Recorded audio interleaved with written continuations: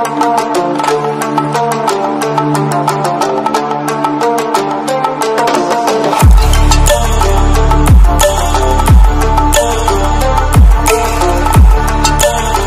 Hello నమస్తే good evening welcome to our YouTube channel. నేను మీ అల్లం సాయి కృష్ణ. ఈ వీడియోలో ప్రీవియస్ టెట్ మరియు డిఎస్సి ఎగ్జామినేషన్స్లలో అడగబడిన ఫిజికల్ సైన్స్ సబ్జెక్టుకు సంబంధించిన క్వశ్చన్స్ గురించి డిస్కస్ చేద్దాం. గత ఎపిసోడ్లలో ఆల్మోస్ట్ దాదాపు కొన్ని చాప్టర్కి సంబంధించిన క్వశ్చన్స్ని మనం కంటిన్యూగా డిస్కస్ చేయడం జరిగింది. అట్లాగే దానికి కంటిన్యూగా ఈరోజు విద్యుత్ చాప్టర్కి సంబంధించిన మరికొన్ని క్వశ్చన్స్ను మనం ఇక్కడ ఎక్స్ప్లెనేషన్ అనేది చూద్దాం. వీడియోలోకి వెళ్ళే కంటే ముందు మొదటిసారిగా మన ఛానల్ని ఎవరైతే చూస్తున్నారో, అదేవిధంగా మన ఛానల్ ఇప్పటివరకు సబ్స్క్రైబ్ చేయని వాళ్ళు ఎవరైనా ఉంటే సబ్స్క్రైబ్ చేయండి. సో ఇట్లాంటి క్వశ్చన్స్ని మనం ఇక్కడ ఎక్స్ప్లెయిన్ చేయడం, మీరు వినడం వల్ల మీ యొక్క ప్రిపరేషన్ లెవెల్ని ఎప్పటికప్పుడు మార్చుకోవచ్చు. క్వశ్చన్ ఏరియాస్ని కూడా మనం ఒక ఐడెంటిఫికేషన్ అనేది చేసుకోవచ్చు. ఒక టాపిక్కు సంబంధించిన అంశాన్ని ఏ విధంగా క్వశ్చన్లోకి మారుస్తున్నారనే అంశాలన్నీ కూడా మనం తెలుసుకుంటే ప్రిపరేషన్ అనేది కొంచెం అందరికంటే డిఫరెంట్గా ఉండడానికి ఛాన్స్ అయితే ఉంటుంది. మనం గత వీడియోస్లలో కంటిన్యూగా ఒక 5-6 ఎపిసోడ్స్ వరకు మనం చేయడం అనేది జరిగింది. సో దానికి సంబంధించిన లింకులు కూడా ఈ వీడియో డిస్క్రిప్షన్లో నేను మెన్షన్ చేస్తాను. ఈ వీడియోని విన్న తర్వాత ఆ వీడియోస్ అయినా వినండి, లేదా దాని తర్వాత అయినా ఈ వీడియో వినడానికైనా ఒక ప్రయత్నం అయితే చేయండి. సో ఈరోజున్న మనకు ఫస్ట్ క్వశ్చన్ ఏంటంటే, ఎల్ఈడిని విస్తృత రూపం ఏది? ఎస్, విద్యుత్ చాప్టర్కి సంబంధించిన అంశాలు ఇవి. ఎల్ఈడికి సంబంధించిన విస్తృత రూపం ఏది అంటే ఎక్స్పాన్షన్ ఏంది? ఎల్ఈడిని ఎక్స్పాండ్ చేయండి అని అంటుండు. మనకు ఆల్రెడీ తెలుసు, మన బేసిక్ ఇన్ఫర్మేషన్ ఎల్ఈడి అంటే లైట్ ఎమిటింగ్ డయోడ్ అని అంటాం. మనం ఏమంటున్నాం? లైట్ ఎమిటింగ్ డయోడ్ అంటాం. ఫండమెంటల్ అండి. దాని నుంచి మనకు క్వశ్చన్ అడిగిండు. మరి ఎక్కడ ఉంది లైట్ ఎమిటింగ్ డయోడ్? ఇది లైట్ ఎగ్జిస్టింగ్ డయోడ్, రాంగ్ అండి. లైట్ ఎన్లార్జింగ్ డయోడ్, రాంగ్ అండి.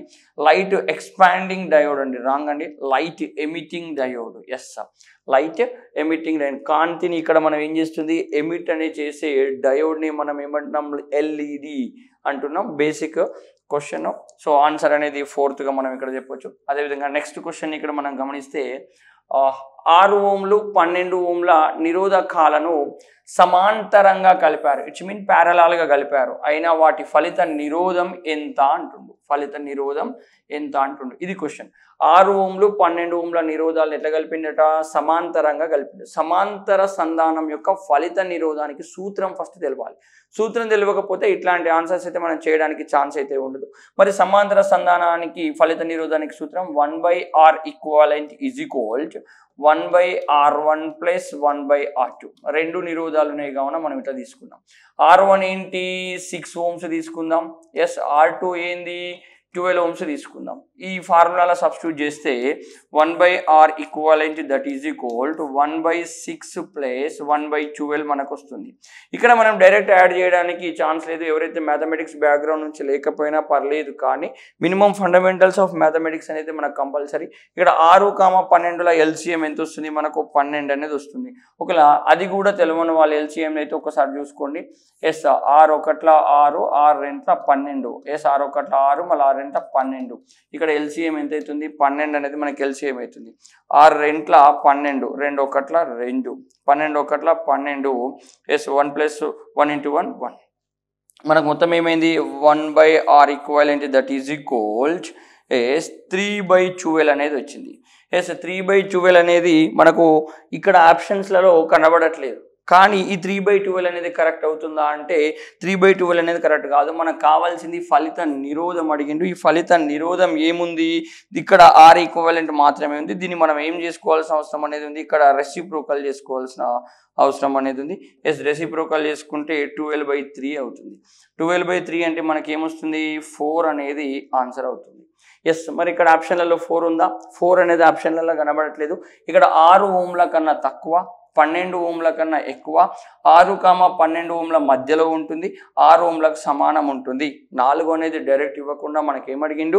ఎస్, 6 ఓంల కన్నా తక్కువ అంటే 4 మనం తీసుకోవడానికి ఛాన్స్ ఉంది. ఇది 100% ఇక్కడ రైట్ ఆన్సర్ అండి. 12 ఓంల కన్నా ఎక్కువ కాదు. ఎస్, అట్లాగే 6, 12ల మధ్యలో ఉంటుంది, ఉండదు. 6కు సమానం అవుతుంది, అది కూడా కాదు. ఏమవుతుంది? 6 ఓంల కన్నా తక్కువగా అవుతుంది. సో ఆన్సర్ ఈజ్ 1గా మనం చెప్పొచ్చు. మీరు సింపుల్గా దీంట్లో సబ్స్టిట్యూట్ చేసి తీసేసి LCM తీసేస్తే సరిపోతుందండి.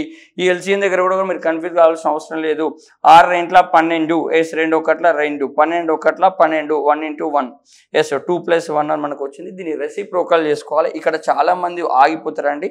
ఈ 3/12 కూడా ఇస్తాడు ఫస్ట్ ఆప్షన్లోనే. ఈ 3/12 ఇచ్చినా కానీ దీన్ని ఇక్కడ మనం ఐడెంటిఫై చేయాల్సిన అవసరం అని లేదు. కంపల్సరిగా దీన్ని రెసిప్రోకల్ చేసేసుకుంటే మాత్రం మనకు చాయిస్ అనేది ఉంటుందండి. ఈ విషయాన్ని ఆస్పిరెంట్స్ గుర్తుపెట్టుకోవాలి. దెన్ నెక్స్ట్ క్వశ్చన్ చూస్తే 25 వాట్స్, 40 వాట్స్, అట్లాగే 60 వాట్స్ మరియు 100 వాటేజ్ గల బల్బులలో అధికంగా విద్యుత్ శక్తిని వినియోగించుకొనున్నది ఏది?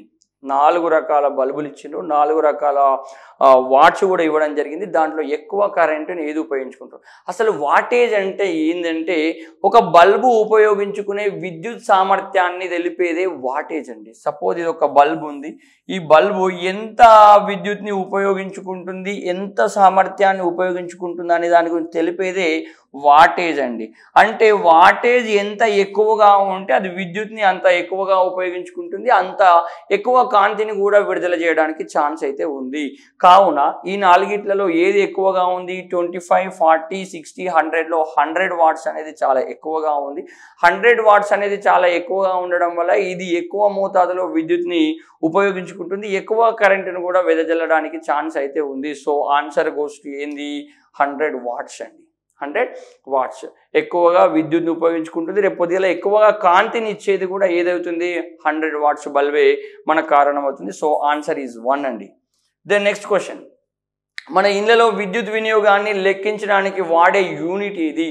ఇళ్లలో విద్యుత్ వినియోగాన్ని లెక్కించడానికి ఉపయోగించే యూనిట్ ఏది అని మనకు అంటుండ్రు. సాధారణంగా మనకు ఫస్ట్ ఆఫ్ ఆల్ ఏం తెలవాలంటే విద్యుత్ సామర్థ్యం P = VI అండి. P = VI అండి. Potential difference into electrical current అయితే మనకు విద్యుత్ సామర్థ్యం అవుతుంది. విద్యుత్ సామర్థ్యానికి ప్రమాణాలు మనం ఏం చెప్తున్నాం?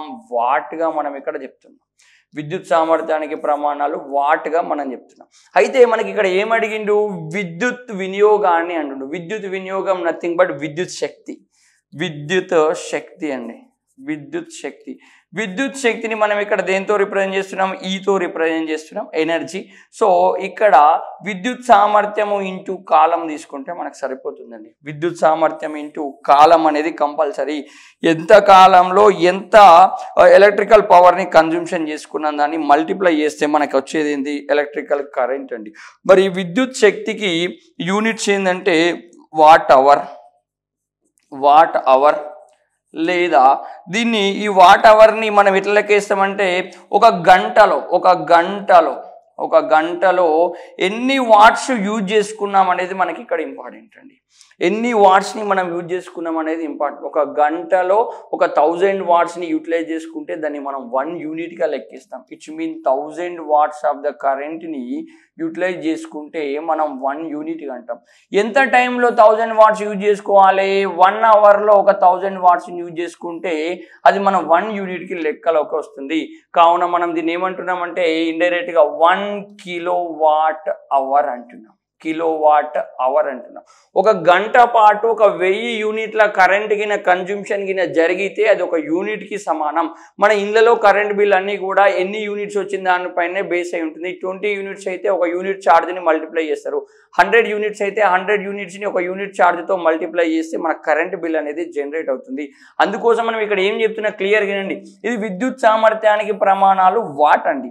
విద్యుత్ శక్తికి వచ్చేసరికి ఇక్కడ మనకేంది? విద్యుత్ సామర్థ్యం వాట్ అవర్గా మనం ఇక్కడ తీసుకున్నాం, కాలంతో పాటు తీసుకున్నాం. అయితే దీన్ని ఎట్లా పరిగణలోకి తీసుకుంటారు అంటే 1 యూనిట్ లెక్క పరిగణలోకి తీసుకుంటారు. 1 యూనిట్ లెక్క ఎప్పుడు పరిగణలోకి తీసుకుంటారు?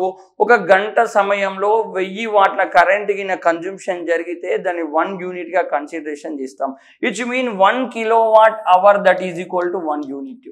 1 యూనిట్ అండి. 1 kilowatt hour that is equal 1 unit. So question ఏమడిగిండు? మన ఇళ్లలో విద్యుత్ వినియోగాన్ని లెక్కించడానికి వాడే యూనిట్ ఏంది? ఓన్లీ వాట్ అయితే కాదు, ఓన్లీ వాట్ గంట అయితే కాదు, కిలోవాట్ గంట. 1000 వాట్స్ అనేది కంపల్సరీ ఇంపార్టెంట్. 1000 వాట్స్నే 1 యూనిట్గా మనం పరిగణలోకి తీసుకుంటాం. 1000 వాట్స్ లేకపోతే, గంట పాటు సమయం లేకపోతే దాన్ని యూనిట్గా కన్సిడరేషన్ చెయ్యం. కావున కిలోవాట్ అవర్ దీన్ని ఇట్లా కూడా రాసుకోవచ్చు, కిలోవాట్ అవర్గా తీసుకోవచ్చు. హోల్స్ అయితే కానే కాదండి. సో ఆన్సర్ గోస్ టు ఏం తీసుకుందాం మనం, థర్డ్ వన్. చాలా మంది ఇక్కడ కన్ఫ్యూజ్ అవుతారు, వాట్ అవర్ కన్సిడరేషన్ చేస్తారు, దాన్ని కన్సిడరేషన్ చేయరాదు. మనకు ఒక యూనిట్గా లెక్కించాలంటే కంపల్సరీగా 1000 వాట్ల కరెంటును ఒక గంట పాటు యూజ్ చేసుకున్నప్పుడే అది ఒక యూనిట్కి సమానం అవుతుంది. దట్స్ వే 1 కిలోవాట్ అవర్గా మనం కన్సిడరేషన్ అనేది చేయాలి. So answer is third one. Then next question is, ఒక కిలోవాట్కు సమానమైన వాట్లేండి 1K. మనకు ఆల్రెడీ తెలుసు, 1K సబ్స్క్రైబర్స్ అంటాం, 1K లైక్లు అంటాం. K నథింగ్ బట్ ఇక్కడ మనం 1000. ఎస్ 1K 1 కిలో వాట్ అంటుండు. 1 కిలో వాట్కు ఎన్ని యూనిట్స్ సమానం, 1 కిలో వాట్కు ఎన్ని యూనిట్స్ సమానం, 1000 యూనిట్స్ సమానంగా ఉంటాయండి. అదే ఒక గంట పాటు ఈ 1000 యూనిట్స్ వాడితే మనకేమవుతుంది, 1 కిలో వాట్ అవర్ అవుతుంది. ఈ 1 కిలో వాట్ అవర్ని మనం ఏమంటున్నాం, 1 యూనిట్ అంటున్నాం. సో ఇది బేసిక్ ఇన్ఫర్మేషన్. 1 కిలో వాట్కు సమానమైన వాట్లేని 1000 వాట్స్. 10 తప్పు, 1000 రైట్, 100 తప్పు, 10,000 తప్పు. సో ఆన్సర్ ఇది ఏంటండి, థర్డ్ వన్ అనేది 1000 వాట్స్ అనేది కరెక్ట్ ఆన్సర్ అండి. దెన్ నెక్స్ట్ క్వశ్చన్, జనవరి నెల చివర రాము వాళ్ళ ఇంట్లో ఎలక్ట్రికల్ మీటర్ రీడింగు 320 యూనిట్స్ అంటండి, 320 యూనిట్స్. మరి ఫిబ్రవరి చివర వచ్చేసరికి ఎన్ని యూనిట్స్ అయిందట, 400 యూనిట్స్ అయిందండి. ఎస్, మరి ఒక యూనిట్కి ఎన్ని రూపాయలట, 2.5. ఎస్ 2.5 అయింది. వంతున ఫిబ్రవరిలో రాము వాళ్ళ తల్లిదండ్రులు చెల్లించవలసిన విద్యుత్ బిల్ ఎంత? ఏమంటున్నారు, జనవరి నెల ఎండులో ఉన్న రీడింగ్ ఇచ్చిండు, ఫిబ్రవరి చివరికి వచ్చిన రీడింగ్ ఇచ్చిండు. సో మొత్తం ఎంత కన్జంప్షన్ జరిగింది ఇక్కడ, 0.80 యూనిట్స్ అనేది మనకి ఇక్కడ కన్జంప్షన్ అనేది జరిగిందండి. ఒక నెలలో వీళ్ళు ఎన్ని యూనిట్స్ కన్జంప్షన్ చేసుకున్నారు, 80 యూనిట్స్ని కన్జంప్షన్ చేసుకున్నారు. మరి ఒక యూనిట్కి ఎంత, 2.5 అనేది అవుతుంది. దీంతో మల్టిప్లై చేయండి, 500 540. ఓకే, 200 216 00 22. ఎస్ 3.300 రూపీస్ ఇక్కడ వచ్చేసింది. ఎస్ ఇక్కడ కరెక్ట్ లేదా అండి ఆన్సర్, ఒక్క నిమిషం చెక్ చేద్దాం. 2.5 అన్నాడు, మనకెంత 400 యూనిట్స్ అయితే 320 యూనిట్స్ అయితే 80 యూనిట్స్ మాత్రమే. 80 యూనిట్స్ అంటే కన్సిడరేషన్ చేస్తే 500 540. ఓకే, 200 216, సారీ ఇక్కడ 16 అయితే 0 0 6 4 10 1 200 రూపీస్. ఎంతైంది, 200 రూపీస్. ఇక్కడ చూడండి అమ్మా, 400. ఓకే 160 రైట్, 0 0 6 4 10 1 200 పాయింట్ ఉంది కావున ఇక్కడ తీసేసుకుంటే 200. ఇక్కడ చిన్న small correction. Okay right, answer ఏంది 200 ఆన్సర్ అవుతుంది. 200 రూపాయలని వీళ్ళు చెల్లిస్తారు. 80 యూనిట్స్కి ఒక యూనిట్కి 2.5 చొప్పున కన్సిడరేషన్ చేస్తే మొత్తం 200 రూపాయలను వీళ్ళు ఇక్కడ చెల్లించాల్సిన అవసరం అనేది ఉంది. సింపుల్ క్వశ్చన్, మీకు మంత్ ఎండ్లో ఉన్న యూనిట్స్, మంత్ బిగినింగ్ ఉన్న యూనిట్స్ని తీసేస్తే ఎన్ని యూనిట్స్ని మనం యూటిలైజ్ చేసినాం తెలుస్తుంది. అక్కడ యూనిట్ ఛార్జ్ అనేది కంపల్సరీ మనకి ఇవ్వడం అనేది జరుగుతుంది. దాంతో మల్టిప్లై చేసేసుకుంటే మనకి ఇక్కడ సరిపోతుంది. 200 రూపాయలు వీళ్ళు చెల్లించాలి. సో ఇట్లాంటి క్వశ్చన్స్ చాలా అడగడానికి ఛాన్స్ అయితే ఉందండి. నెక్స్ట్, ఫ్యూజ్ వైర్కు ఉండవలసిన లక్షణం ఏంది? ఫస్ట్ ఆఫ్ ఆల్ ఫ్యూజ్ వైర్ని ఎక్కడ పెడతాం? ఫ్యూజ్ వైర్ అంటే ఏంటి? Fuse wire is nothing but safety device. మనకు ఒక సింబల్ కూడా ఉందండి. ఎస్ ఈ విధంగా ఉంటుంది. ఇది మనకు సింబల్ 7th క్లాస్ టెక్స్ట్ బుక్లో మనకు సింబల్స్ ఉన్నాయి, దాంట్లో ఫ్యూజ్కి సంబంధించింది. ఇది దేంతో తయారవుతుంది? ఎస్ మనకు అది కూడా ఇంపార్టెంట్ అండి, లెడ్. ఓకే, లెడ్ కొంచెం కాపర్తో కానీ, ఎస్ అట్లాగే స్టాండమ్ దాంతో కానీ, స్టాండమ్ లెడ్ కాపర్తో మిక్స్డ్గా ఉంటుందండి ఇది. ఎస్ స్టాండమ్ లెడ్ కాపర్తో మిక్స్డ్గా ఉంటుంది. ఎస్ ఈ ఫ్యూజ్ వైర్ అనేది మనకి ఏ విధంగా తోడ్పడుతుంది అంటే సేఫ్టీ డివైస్గా తోడ్పడుతుంది. ఇంట్లో ఓవర్లోడ్ జరిగినప్పుడు ఇంట్లో ఉన్న విద్యుత్ పరికరాలన్నింటినీ కాపాడడం కోసం ఈ ఫ్యూజ్ వైర్ అనేది సపోర్ట్ ఇస్తుంది. ఎక్కువగా ఎప్పుడైతే కరెంటు పాస్ అవుతుందో అది తొందరగా మెల్ట్ కావడానికి ఛాన్స్ అనేది ఉంటుంది. దానివల్ల ఇంట్లో ఉన్న ఎలక్ట్రికల్ అప్లయన్స్ అన్నీ కూడా సేఫ్ జోన్లో మనకు ఉండడానికి ఛాన్స్ అయితే ఉంటుందండి. మరి దానికి సంబంధించిన లక్షణాలను ఇక్కడ అడగడం అనేది జరిగింది. త్వరగా వేడెక్కి నిదానంగా కరగడం. నిదానంగా కరిగితే కరెంట్ అంతా కూడా సప్లై అయిపోతుంది, ఎలక్ట్రికల్ అప్లయన్స్ అన్నీ కూడా డ్యామేజ్ అయిపోతాయండి. సో ఇది ఇక్కడ తప్పండి. నిదానంగా వేడెక్కి త్వరగా కరగడం. వేడెక్కడానికి చాలా టైం తీసుకుంది అంటే కరెంట్ సప్లై అనేది ఆల్మోస్ట్ అప్పటి వరకు జరుగుతూనే ఉంటుంది. కావున ఇది కూడా మనకి ఇక్కడ కరెక్ట్ కాదండి. త్వరగా వేడెక్కి త్వరగా కరగడం, ఎస్, ఫ్యూజ్ అనేది తొందరగా వేడెక్కాలి, తొందరగా కరగాలి. కావాల్సిన దానికంటే ఎక్కువ కరెంట్కి సప్లై అయిపోయింది అనుకో, అక్కడ ఏమైపోతుంది, దీని మెల్టింగ్ పాయింట్ అనేది చాలా తక్కువగా ఉంటుంది. కావున తొందరగా కరిగిపోవడానికి ఛాన్స్ అనేది ఉంటుంది. ఎస్, తొందరగా వేడెక్కి తొందరగా కరగాలి. అట్లాగే నిదానంగా వేడెక్కి నిదానంగా కరగడం అనేది కూడా మనకి ఇక్కడ తప్పండి. ఫ్యూజ్ వైర్కు ఉండాల్సిన ముఖ్యమైన లక్షణం దాని యొక్క మెల్టింగ్ పాయింట్, ద్రవీభవన స్థానం చాలా తక్కువ ఉండాలి, అది తొందరగా వేడెక్కాలి. ఎస్ అన్నో, త్వరగా వేడెక్కి త్వరగా కరగడానికి ఆస్కారం అయితే ఉంటుంది. సో ఇది థర్డ్ ఆన్సర్గా మనం ఇక్కడ కన్సిడరేషన్ అనేది చేద్దామండి. అదేవిధంగా నెక్స్ట్ వచ్చేసేసి నిరోధకతకు ఎస్ఐ ప్రమాణం ఏంటి? నిరోధకత అన్నాడు, రెసిస్టివిటీ అన్నాడు, రెసిస్టెన్స్ అనలే. నిరోధానికి ప్రమాణం వచ్చేసేసి ఓం. ఓం సింబల్ ఇది ఓం. ఎస్, నిరోధకత అని అన్నాడు, నిరోధకత అన్నాడు. నిరోధం అంటే ఎలక్ట్రాన్ల ప్రవాహాన్ని అడ్డుకోవడాన్ని నిరోధం అంటున్నాం. ఎస్, దాని యొక్క ప్రమాణాలు ఓము, సింబల్ ఈజ్ ఒమేగా. నిరోధకత అంటే ఎస్, ప్రమాణ పొడవు, మధ్యఛేద వైశాల్యం గల తీగ నిరోధాన్ని, ప్రమాణ పొడవు అట్లాగే మధ్యఛేద వైశాల్యం గల తీగ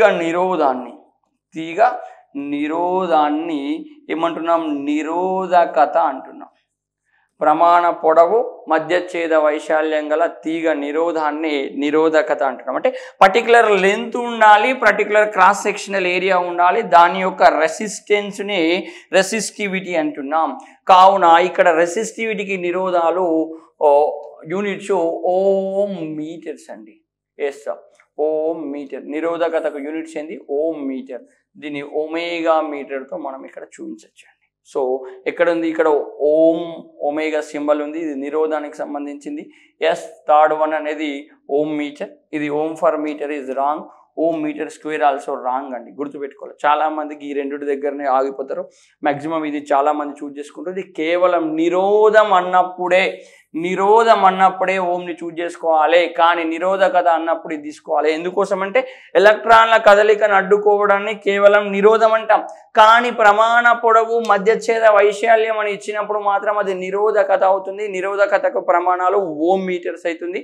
ఇక్కడ ఓమేగా మీటర్గా మనం ఆన్సర్ అనేది తీసుకోవచ్చు. దెన్ నెక్స్ట్ క్వశ్చన్, స్వచ్ఛమైన నీరు ఏంటి? స్వచ్ఛమైన నీరు it's mean pure water. Pure water ఏంది? విద్యుత్ వాహకం, విద్యుత్ బంధకం, పాక్షిక విద్యుత్ వాహకం, విద్యుత్ నిరోధకం అని మనకి ఇచ్చిండు. స్వచ్ఛమైన నీటిలో అయాన్స్ అనేవి ఉండవు, ఫ్రీ అయాన్స్ అనేవి ఉండవు. వాస్తవంగా ఫ్రీ అయాన్స్ అనేవి రిక్వైర్ అండి.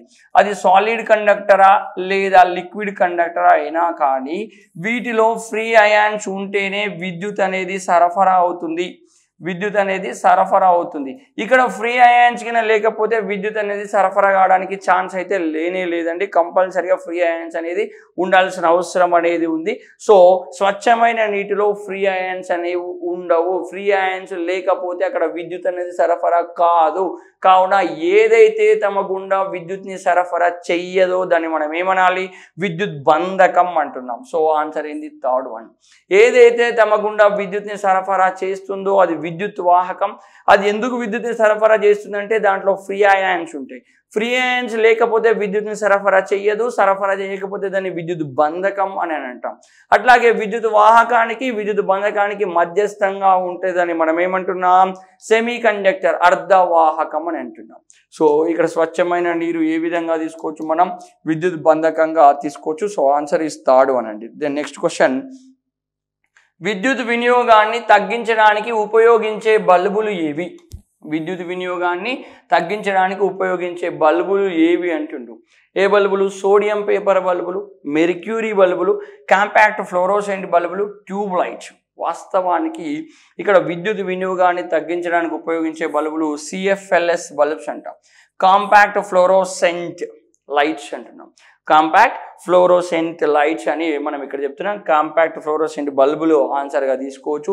ఎందుకు వీటిని తీసుకోవచ్చు అంటే దీంట్లో కొంచెం మోతాదులో మెర్క్యూరీ అనేది అందుబాటులో ఉంటుంది. అందుబాటులో ఉంటుంది?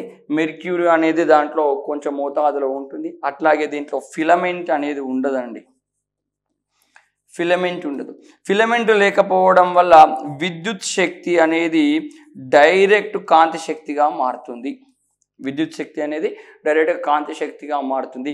అదే సాధారణమైన బల్బు తీసుకుంటే దాని లోపల ఫిలమెంట్ అనేది ఉంటుంది. అక్కడ విద్యుత్ శక్తి అనేది ఉష్ణ శక్తిగా మారాలి, ఉష్ణ శక్తి అనేది కాంతి శక్తిగా మారాలి. ఎట్లా మారాలి? కాంతి శక్తిగా మారాలి. సో ఇక్కడ కావలసిన విద్యుత్ని ఎక్కువ మోతాదులో తీసుకోవడం వల్ల చాలా లాస్ కావడానికి ఛాన్స్ అనేది ఉంటుంది. కావున తక్కువ వినియోగం జరగాలంటే ఫిలమెంట్ లేనిది కావాలి.